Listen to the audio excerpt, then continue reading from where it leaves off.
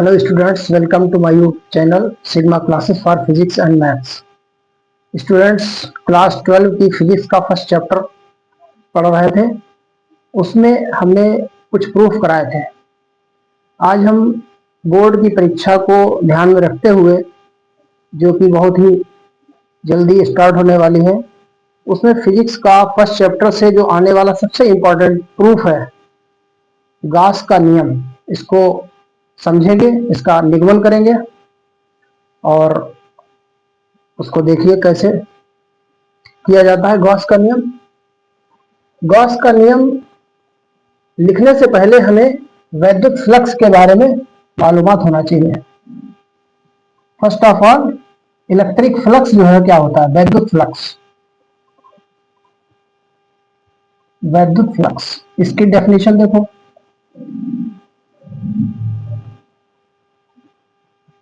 किसी एक समान वैद्युत क्षेत्र में एक समान वैद्युत क्षेत्र में स्थित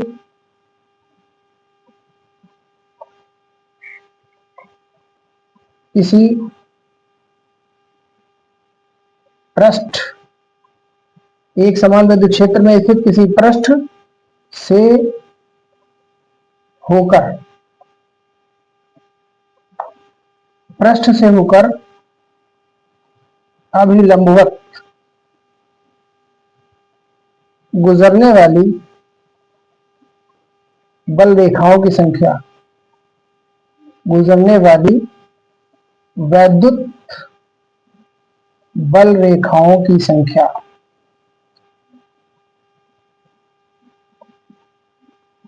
वैद्युत बल रेखाओं की संख्या को वैद्युत फ्लक्स कहते हैं। वैद्युत फ्लक्स कहते हैं।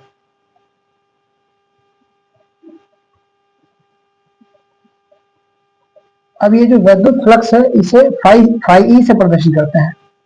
इसे फाई लेटर बनाए और उसमें ई मींस इलेक्ट्रिक, ई मींस इलेक्ट्रिक, इलेक्ट्रिक का उसमें सिंबल लगा दें, तो फाई ई से प्रदर्शित करते हैं, प्रदर्शित करते हैं। यह अदिश राशि होती है। सारी इंफॉर्मेशन बता दें तो ये अदिश राशि होती है। इसका मात्रक क्या होता है, देखिए इसका मात्रक न्यूटन गुणे मीटर स्क्वायर और बटे कूलाम, बटे कूलाम होता है।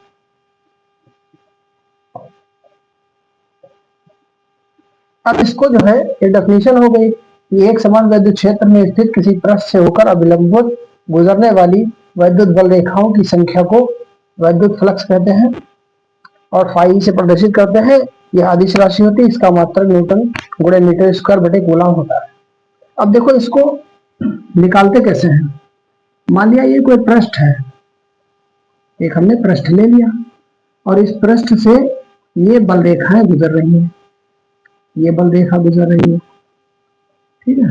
बल रेखाएं ऐसे ऐसे जा रही हैं, जितनी भी चाहे बना सकते हैं, इस पृष्ठ से होकर जा रही हैं और ये बल रेखाएं अभिलंबवत होना चाहिए, ठीक है। और विद्युत क्षेत्र कैपिटल ई की डायरेक्शन में, और इसका जो क्षेत्रफल होता है वो ए होता है।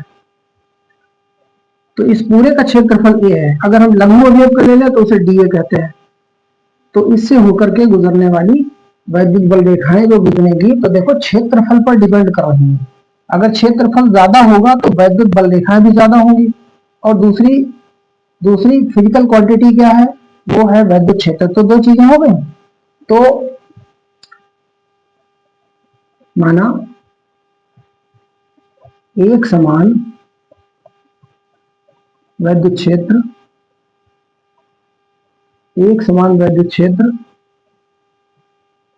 क्षेत्र कैपिटल ई में कोई पृष्ठ ए स्थित है।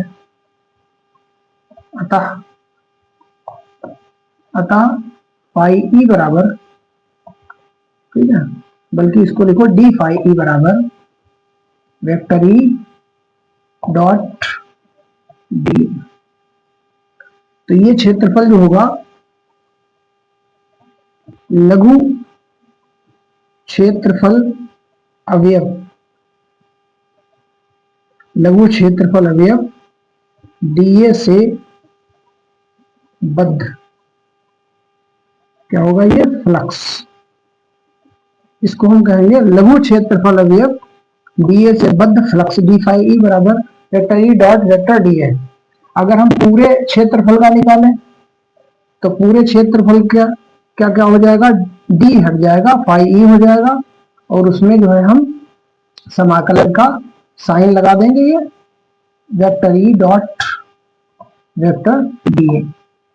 क्षेत्रफल पृष्ठ क्षेत्रफल से गुजरने वाला फ्लक्स हो गया, ये टोटल फ्लक्स हो गया। ये डी फाई क्या हो गया, इस क्षेत्रफल से लघु अवयव कोई स्मॉल सूक्ष्म एरिया जो है उससे निकलने वाला फ्लक्स हो गया। ये वाला फ्लक्स हो गया वो संपूर्ण पृष्ठ से होकर गुजरने वाला। अब इसको हम आगे क्या लिख सकते हैं, देखो vector a dot vector b बराबर ए बी कॉस थीटा होता है, तो vector E dot vector d a बराबर क्या हो जाएगा, समाकलन का निशान लगा लिया और इसके अंदर हो गया vector E dot D a बराबर हो जाएगा ई डी ए और कॉस थीटा।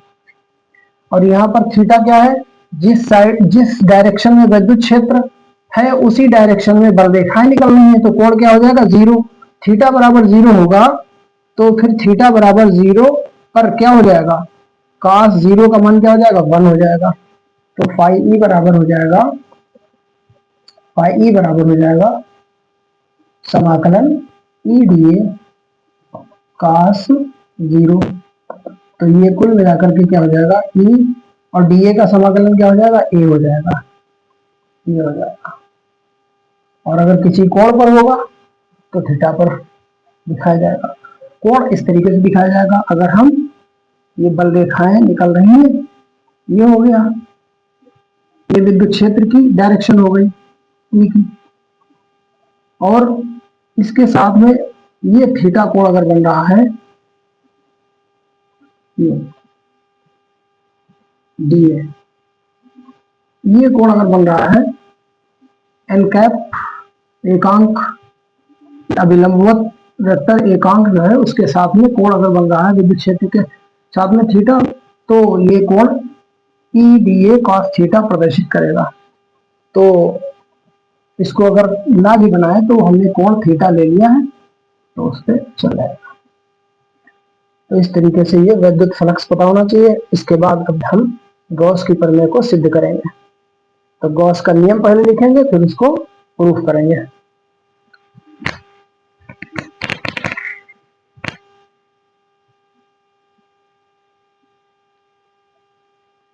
गॉस का नियम तो एक ही बात है,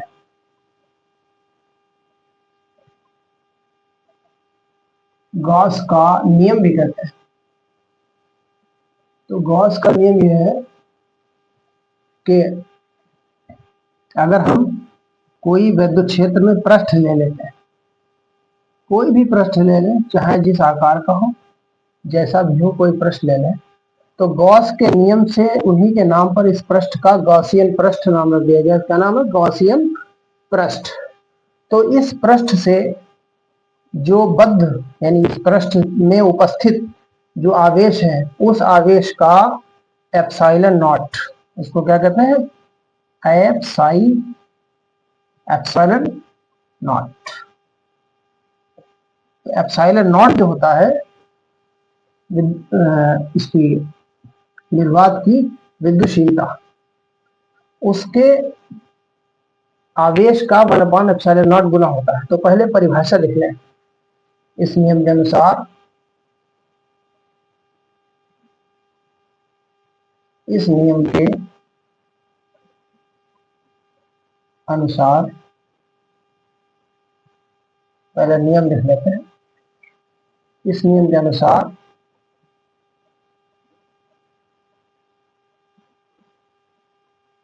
विद्युत क्षेत्र में स्थित किसी बंद पृष्ठ, क्लोज्ड सरफेस होना चाहिए, बंद पृष्ठ से गुजरने वाला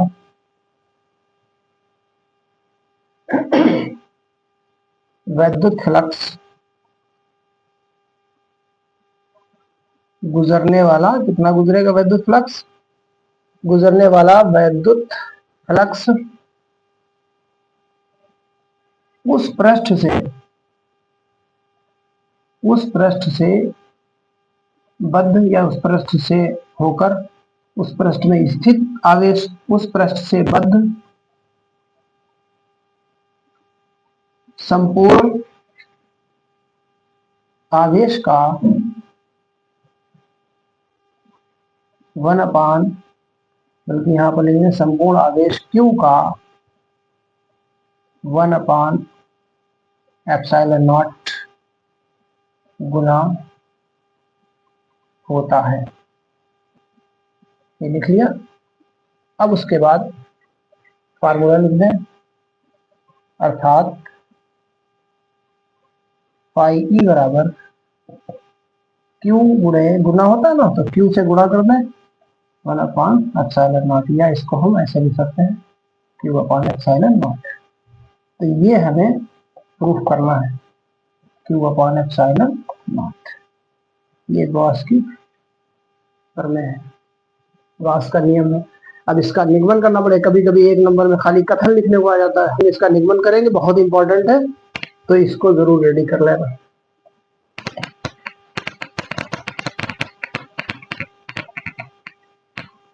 अब क्या करेंगे, इसका निगमन करेंगे। देखो शॉर्ट में निगमन या नियम की उत्पत्ति कहते हैं या निगमन कहते हैं, इस तरीके से कर ले। तो सबसे पहले हमने एक चित्र बनाए, कोई ये पृष्ठ हमने कवर्ड किया और इस पृष्ठ में कोई बिंदु ले लिया ओ, इसके ऊपर आवेश रख दिया हमने +Q, चाहे प्लस ले चाहे माइनस ले, विद्युत क्षेत्र को बताया हमने।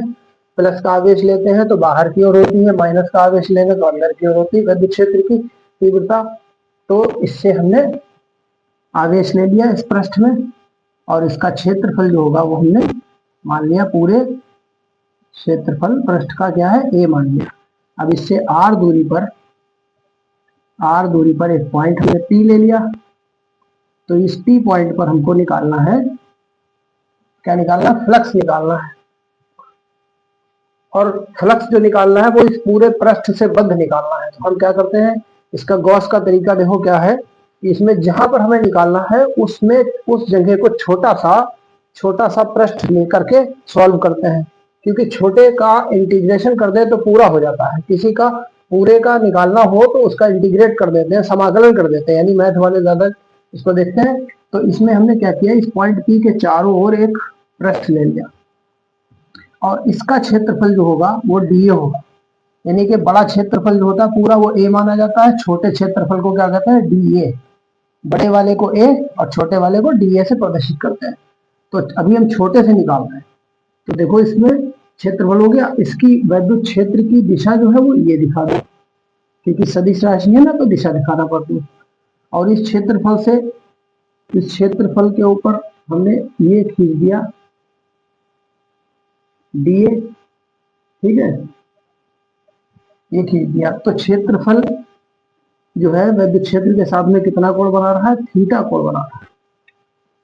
उसके बाद हमने Q को बिंदु O को वहां से मिला दिया और ये मिला लिया, ये मिला दिया। क्यों मिला दिया, क्योंकि हमने ये देखा कि जितना क्षेत्रफल हमने लिया है, जितना भाग का छोटा भाग का, वो क्षेत्रफल केंद्र के ऊपर जो कोण बनाता है उसे घन कोण कहते हैं। क्या कहते हैं, घन कोण। तो कोण जो होगा ये घन कोण d ओमेगा होगा। अगर हम यही पूरा ये वृत्त छोटा ना लेके सब ले लें तो d ओमेगा के बजाय ओमेगा कहलाएगा केंद्र पर कोण, ठीक है। तो यहाँ पर हमने छोटा सा ले लिया। अब लिखना शुरू करें। माना विद्युत क्षेत्र में विद्युत क्षेत्र कैपिटल ई में कोई क्षेत्रफल ए वाला पृष्ठ स्थित है। इसके बिंदु O पर प्लस Q आवेश है। केंद्र O से, केंद्र क्या लिखें, बिंदु O से, बिंदु O से r दूरी पर एक बिंदु P है, जहां विद्युत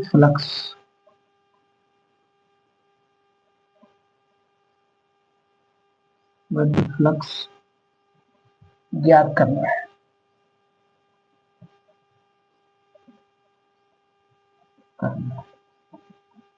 अब उसके बाद P पर हम इसके लिए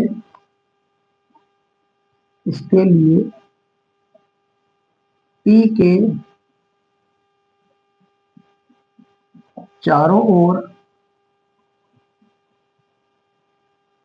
लघु क्षेत्रफल, लघु यानी छोटा, लघु क्षेत्रफल dA वाला पृष्ठ